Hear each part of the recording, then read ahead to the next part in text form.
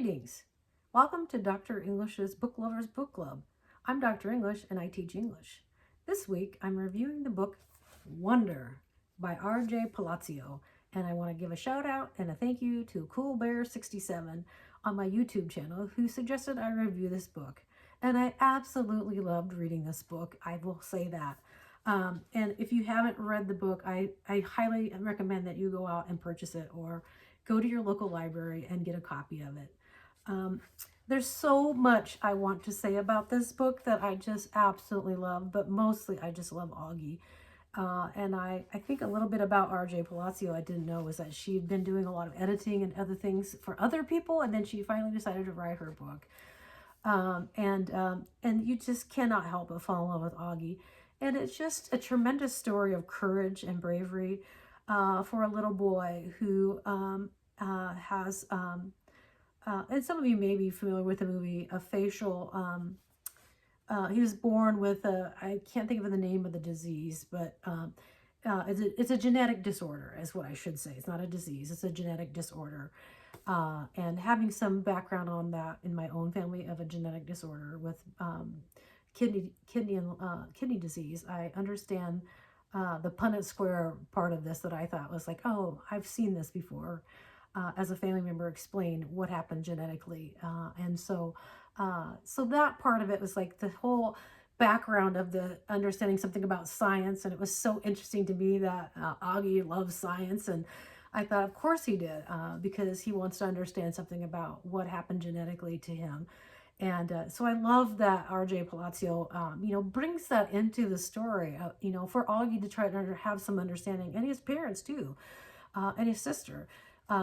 So for me, I think R.J. Palacio does a really good job of developing Augie's character. It's just, you just can't help but fall in love with him as a boy who has been homeschooled and who, makes the choice. Well, his mom wanted him to go. He never lets you forget that. It was her idea. But then his dad ended up, thinking it was a good idea. But it would be really difficult. It's difficult going into middle school. I mean, middle school is just traumatic anyway. And so Augie's so brave to do that. And he has so many people around him that, that really love and support him. And she does such a great job of showing that relationship among between him and his parents and his sister, that they're not like any other family, that we all have struggles and squabbles and other things, but they deeply love each other. And I think this is a book that really, I just am astounded by how well she portrays a loving family and their relationships, and that despite differences and things, like they work through them in such a very profoundly loving way. And it's such a good example for all of us as a family, and I love that so much.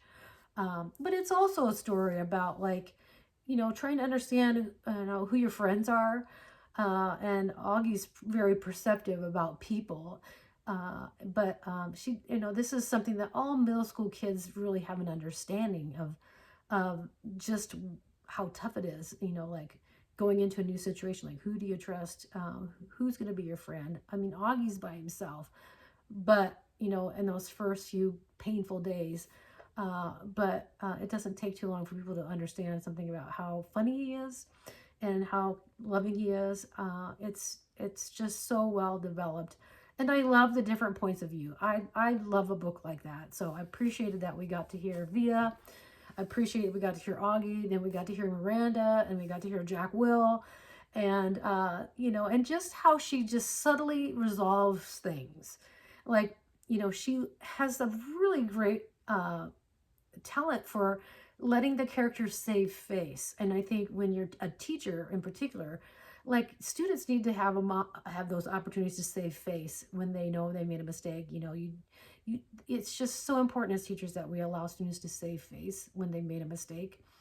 And Augie, gets that. And obviously R.J. Palacio gets that. So I love those little moments of subtlety that she, just resolves some of these conflicts in such a beautiful way. It's such a testament to and a great example for students, but adults too, obviously. Adults need to know how to do that with grace. And so I love those moments so much in the book. It's just it's just so well developed. All the characters are well developed, but it's interesting to me about how the plot moves along through Augie's first year in a public school, or it's a private school, but in a school after being homeschooled, and the transition that happens for him to be able to do that is really astounding to me.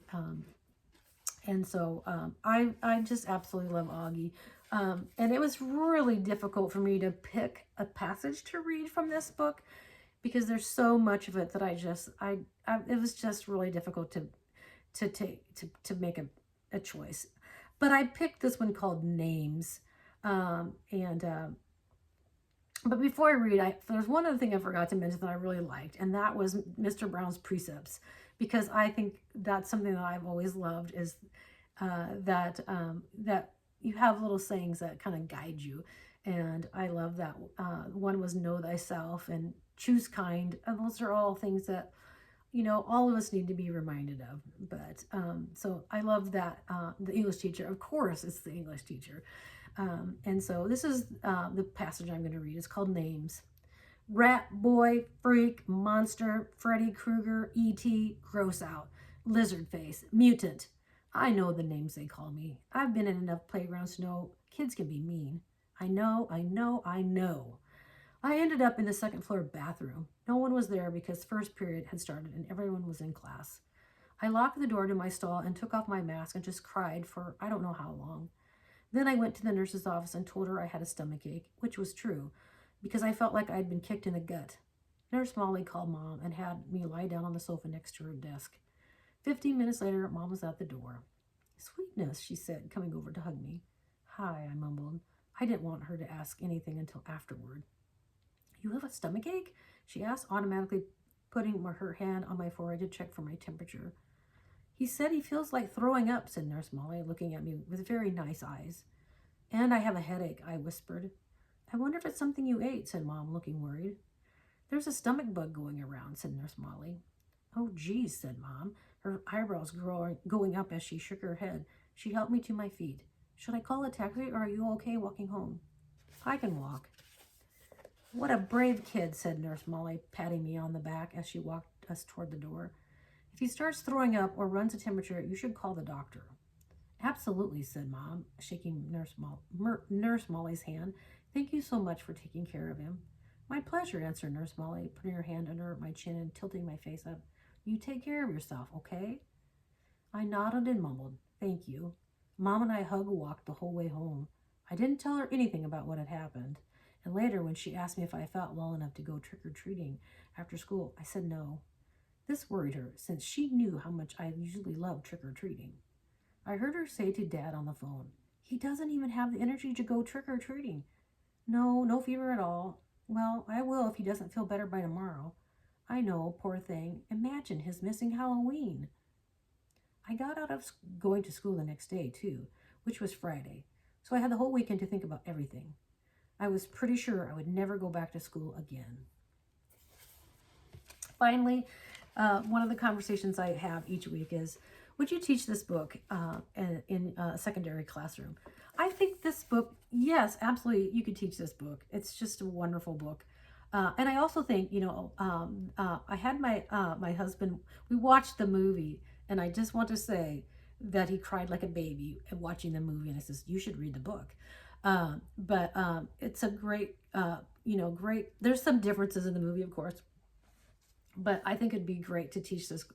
I would say it's probably more geared towards middle school, like lower middle school, or like kids coming in, fifth graders. I mean, this is a great book for them to read, to just have a better, to kind of because they can relate to this book and all the emotions that Augie goes through. So absolutely, this is a book that can be, read at the fifth grade level as a classroom text. I would love to teach this to a fifth grade class.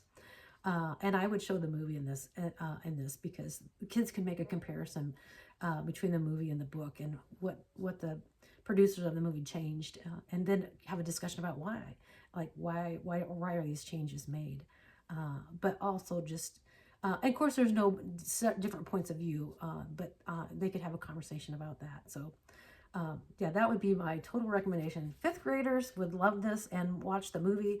And there's so many good life lessons in here. So, two thumbs. Oh, I guess I can say 2 thumbs up. 5 stars for R.J. Palacio's Wonder. And thank you, CoolBear67, for the suggestion. I'm so glad I got to read this and share with you.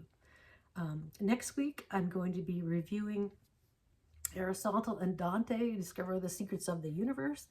And then the following week, I'll be doing When Stars Are Scattered. And those are 2 of the books that I taught as a whole class novel in my young adult literature class. So see you next week. But go out and get a copy of Wonder by R.J. Palacio. Bye.